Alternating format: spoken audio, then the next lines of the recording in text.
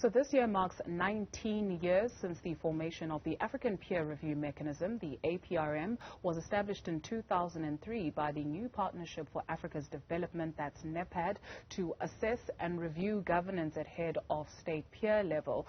So we track now its achievements and look back on the 19 years. We're joined by Susan Mwape, African Peer Review Mechanism champion. Thank you very much for availing yourself this afternoon. What was the big idea of the founding fathers, Thabo Mbeki, and Nigeria's Olusegun Obasanjo with this?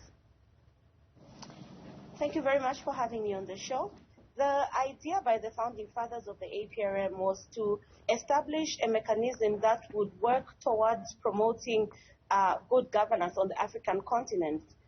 If you recall the time that the APRM was established, was at a time when there were a lot of issues around financial mismanagement on the African continent in terms of misuse of resources from cooperating partners and the like. Corruption was the biggest story that was coming out of Africa. So the founding fathers decided to come up with a mechanism that would address the issues of those particular governance challenges, come up with homegrown ideas that would enable them share their shared experiences, and from there build on to their existing frameworks to implement solutions through what was called National Program of Action. So through that, the African Peer Review Mechanism was born, and when the APRM was born, the idea was to do a base review in 4 thematic areas.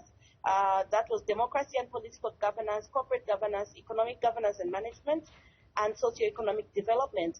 And all these were aimed at dealing holistically with all the governance issues, identifying the problems, identifying the best practices, and then coming up with a program of action for each Susan, country to be please allow me there, for the purpose of time, to just interject. When we track the progress that has been made, you speak of corruption then having been, the biggest narrative to come out of the continent. Just how much has changed, and what's the significance of organizations like the APRM? The continent is littered with coup. West Africa, at least, now being called the coup belt of the continent. Many countries are still plagued by bad governance. Of course, there are a number of challenges to governance, but we are also beginning to see a lot more accountability, because the APRM is providing that platform where states can hold each other accountable. The issue of the coups that are happening across Africa are of great concern, and we know that the continent itself has a number of early warning systems and mechanisms that have come into play. If you look at the APRM Continental Secretariat, they last year had a retreat with the Peace and Security Council to try and address some of these issues and look at how they can make it more prominent, because one of the aspects of the APRM is for it to be an early warning mechanism. We saw this in the earlier days of the APRM, where certain countries like Kenya, certain countries like South Africa, before xenophobia, those issues were flagged in the APRM reports.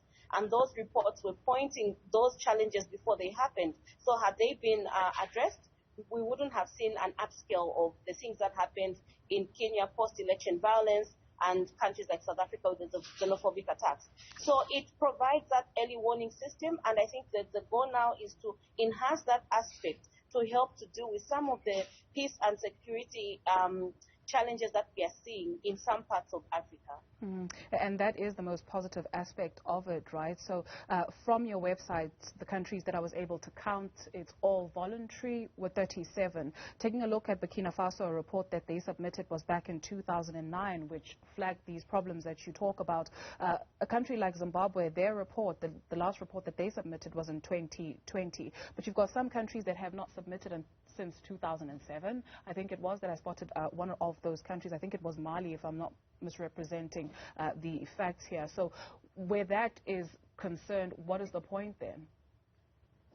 Well, the APRM is a voluntary mechanism. That is what we need to start from. It's a voluntary mechanism, but of course, those are some of the challenges that... Unfortunately, we've lost our connection to Susan Mwape. She's an African Peer Review Mechanism champion. It celebrates 19 years today, founded by the former South African President, Thabo Mbeki, and the former Nigerian President, Olusegun Obasanjo.